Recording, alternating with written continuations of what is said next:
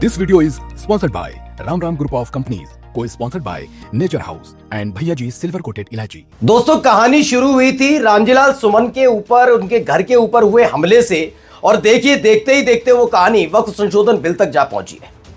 अखिलेश यादव दिल्ली में मोर्चा संभाल कर बैठे हैं और उत्तर प्रदेश में शिवपाल सिंह यादव ने जो ऐलान किया उसका 24 घंटे में जो असर हुआ है उसे आपको दिखाने जा रहा हूं। मैं पहले भी कह चुका हूं, शिवपाल सिंह यादव अगर कोई ऐलान करे उसे खास तौर पर भारतीय जनता पार्टी हल्के में नहीं लेती।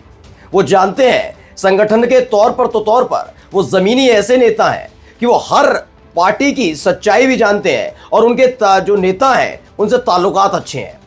दरअसल जो वक्फ संशोधन बिल को लेकर ऐलान शिवपाल सिंह यादव ने किया था उसका असर यह देखने को मिला कि आखिरकार योगी आदित्यनाथ की सरकार को वो फैसला लेना पड़ा जिसकी जमकर आलोचना हो रही है। आलोचना ये कि जो वक्फ संशोधन बिल के खिलाफ बोलेगा, ये विरोध करेगा, उसके खिलाफ मामले दर्ज किए जा रहे हैं। कुछ लोगों को हाउस अरेस्ट किया जा रहा है, यानी उनके ही घर में कैद कर दिया जा रहा है। तो वहीं दूसरी तरफ एनडीए का एक बड़ा सहयोगी अब विरोध के सुर अलापने लगा है और यह सब शिवपाल सिंह यादव की वजह से हुआ है। अगर 24 से 48 घंटे के भीतर अगर यह खबर आ जाए कि एनडीए के गुलदस्ते से एक जो फूल है वो छिटक गया है तो बड़ी बात नहीं होगी। आखिरकार कौन है ऐसा साथी जिसने अब खुलकर विरोध करना शुरू कर दिया? नमस्कार, मैं हूं प्रज्वल गौतम और आप देख रहे हैं खबर चौक। शिवपाल सिंह यादव ने तकरीबन 2 दिन पहले एक ऐलान किया था।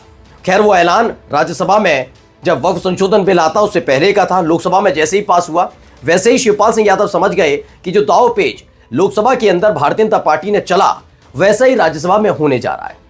राज्यसभा में वो पास करा लेंगे, इसीलिए उन्होंने एक शब्द का इस्तेमाल किया था। वो आपके अपने चैनल खबर चौक ने दिखाया था कि इस वक्त जो ये वक्त है वो आंदोलन मांग रहा है, यानी आंदोलन की जरूरत है। उन्होंने ये कतई नहीं कहा कि मैं सड़क पर उतरने जा रहा हूं या समाजवादी पार्टी के नेता उतरे, लेकिन कहा जाता है कि शिवपाल सिंह यादव अगर कुछ कहते हैं तो उसे गंभीरता से समाजवादी पार्टी के नेता तो लेते ही हैं, बल्कि उनके अपने जो फॉलोअर्स हैं वो भी लेते हैं। और यही देखने को मिला। एक दिन पहले आपके अपने चैनल खबर चौक ने दिखाया कि मुनव्वर राना की जो बेटियां हैं उनको उनके ही घर में हाउस अरेस्ट कर लिया जाता है। कुछ ऐसे समाजवादी पार्टी के नेता थे जिन्हें हाउस अरेस्ट कर लिया जाता है, और ये सब खेल इसलिए किया जा रहा था क्योंकि बात शिवपाल सिंह यादव के ऐलान की थी। वो जानते थे कि अगर इनको अभी रोका नहीं गया और ये सड़क तक जा पहुंचे तो शिवपाल सिंह यादव के आने में देर नहीं लगेगी। और अगर एक बार शिवपाल सिंह यादव सड़क पर उतर गए तो यकीन मानकर चलिए योगी आदित्यनाथ और उनकी पुलिस और प्रशासन के लिए ये पूरा मोर्चा संभालना बड़ा मुश्किल हो जाएगा। ऐसे में शुरुआती तौर में ही उन्हें रोकने की कोशिश की, लेकिन इसके बाद एक और ऐलान शिवपाल सिंह यादव की तरफ से कर दिया गया, वो भी आपको दिखाऊंगा। लेकिन हुआ क्या है, कैसे एनडीए में जबरदस्त दरार पड़ गई है, वो आपको दिखाने जा रहा हूं। पहले एक बयान सुन लीजिए। जिस पार्टी को मुसलमान मुख्य धारा में लेकर के आए, आज मुसलमानों के खिलाफ जो कानून बन रहा है वक्फ का, उसमें जैन चौधरी साहब ने अपनी सहमति जताई। मैं बड़े मन से कह रहा हूं, जो सेकुलरिज्म की बात करते थे आज मुसलमानों की बदौलत यहां तक पहुंचे, आज सरकारों में बैठे हैं, आज मुसलमानों ने अपने आप को ठगा महसूस किया। क्योंकि बहुत ऐसी चीजें हैं, सेकुलरिज्म की बात करना बहुत आसान है, जब वोट का टाइम आएगा बहुत ऐसी पार्टी जो सेकुलरिज्म की बात करते हैं, मुसलमानों की बात करते हैं, लेकिन जब मुसलमानों को जरूरत होती है इनकी, आज मुसलमानों की जरूरत थी इनकी, जो मुसलमानों के खिलाफ ही कानून बन रहा है, तो इनको डिसीजन जो लेना था वो सोच समझ करके डिसीजन लेना था। सरकार तो आती जाती रहती है, आज सरकार में बैठो, कल सरकार रहे या ना रहे, लेकिन आप चौधरी चरण सिंह के बताए हुए रास्ते से भटक गए। मैं हाथ हूं आपके फैसले से, मुझे बड़ा दुख पहुंचा है और बड़े मन से कह रहा हूं, क्योंकि कहीं ना कहीं मुसलमान आपको अपनी आंखों का तारा समझ बैठे थे और मुसलमान के दिमाग में कई चीजें थी। खासतौर से पश्चिम उत्तर प्रदेश के अंदर 10 विधायक बने आपकी पार्टी के, और कोई ऐसी सीट नहीं है जिसपे मुसलमान अच्छा खासा वोट बैंक ना हो, निर्णायक वोट बैंक ना हो, और मुसलमान ने वन साइडेड वोट किया, आपको 10 विधायक बनाए। आप सरकार में जो बैठे हैं सिर्फ इसी वजह से बैठे, आपके पास 10 एमएलए, लेकिन आपने जो फैसला लिया है आज मुसलमान बहुत आहत है आपके इस फैसले से। मैं खुद भी आहत हूं। अब नरेंद्र प्रताप है, पत्रकार हैं, उन्होंने लिखा है वक्फ बिल पर बीजेपी का साथ देने पर खतरे की पहली घंटी राष्ट्रीय लोकदल के लिए बजी है। मेरठ में आरएलडी के प्रदेश महासचिव हैं शाहजेब रिजवी ने पार्टी से इस्तीफा दे दिया है। उन्होंने कहा है कि वेस्ट यूपी की 10 सीटों पर पार्टी मुसलमानों के बड़े वोट बैंक की बदौलत विधायक लेकर आई थी। मुसलमानों ने पार्टी को वन साइडेड वोट किया था, मगर वक्फ के मुद्दे पर जैन चौधरी की बीजेपी के साथ सहमति मुसलमानों के खिलाफ है। इससे मुसलमान आहत हैं और मैं भी। अब आप समझिए है क्या। आपको याद होगा कि पिछले साल लोकसभा चुनाव से ठीक पहले जयंत चौधरी ने पाला बदल लिया था। वो बात अलग है कि जयंत चौधरी का इतिहास पिछले कुछ सालों का देखा जाए तो उनकी बीजेपी से ज्यादा दिन बन नहीं पाई। हुआ यह कि आपको हाथरस कांड याद होगा। हाथरस कांड में जब वो विरोध जताने पहुंचे थे तो ये योगी आदित्यनाथ की सरकार थी जिनकी पुलिस ने जयंत चौधरी पर लाठीचार्ज किया था। आपको याद होगा जब किसान आंदोलन था तो हाथ में नमक और पानी लेकर कसम खाई थी जयंत चौधरी ने। उन्होंने यहां तक कहा था कि मैं चवन्नी नहीं हूं, पलट जाऊंगा। जो जाट महिला खिलाड़ी हैं उनको लेकर जो आरोप लगा था, उन्होंने जो आरोप लगाया था बीजेपी के सांसद पर, उसको लेकर जाट नाराज थे। अब ये तमाम चीजें थी। उस वक्त लग रहा था कि इंडिया गठबंधन के साथ रहेंगे। इसी बीच बीजेपी एक दांव चलती है। अब उस दांव के सहारे बड़े सलीके से जयंत चौधरी अपने आप को इंडिया गठबंधन से निकालकर एनडीए में शामिल हो जाते हैं। वो था किसानों के मसीहा चौधरी चरण सिंह साहब को भारत रत्न देने का मामला।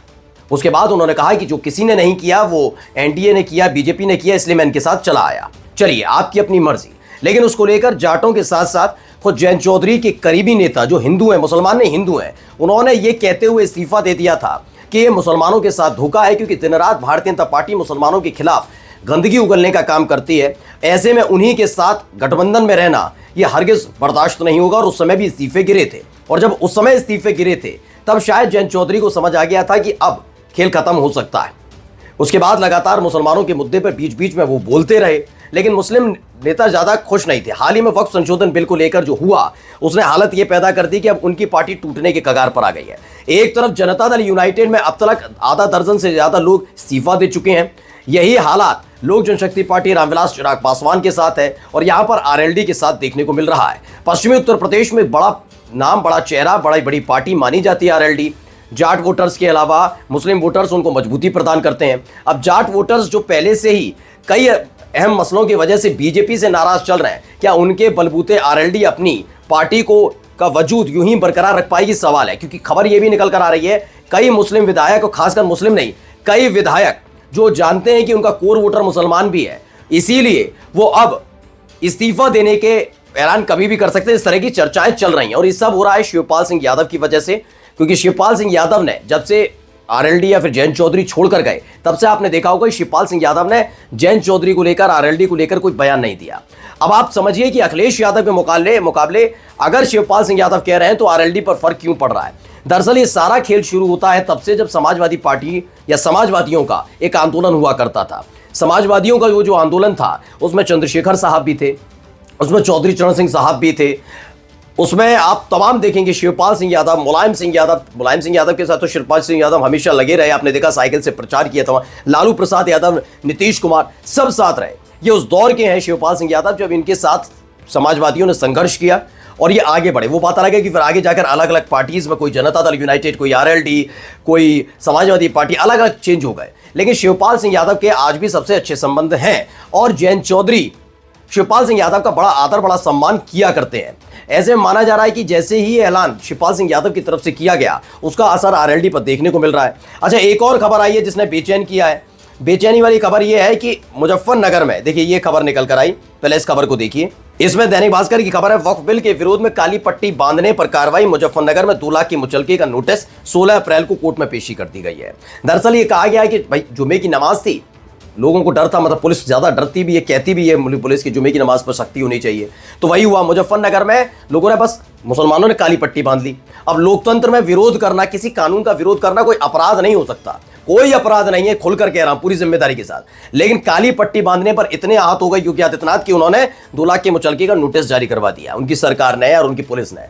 अब इस तरह के हालात बनते हुए नजर आ रहे हैं। यकीन मानकर चलिए ये एक बहुत बड़े आंदोलन का आगाज है। शिवपाल सिंह यादव क्या करने जा रहे हैं आपको 48 घंटे में पता लग जाएगा। नमस्कार। New public inter college Lucknow, admission open. For more information call 0522 282232 और 7755 089585।